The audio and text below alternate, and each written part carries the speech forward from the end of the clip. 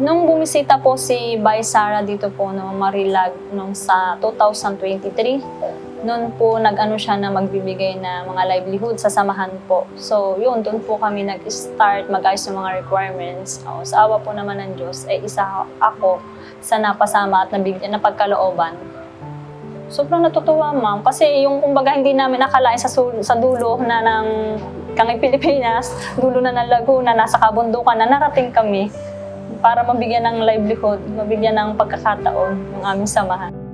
Sobrang proud po kasi matutulungan yung aming kababaihan kasi napakalayo po. Kasi nga binasa ko pong project is bigasan. Napakalayo po ng aming lugar para dito sa bayan para lang bumili ng bigas.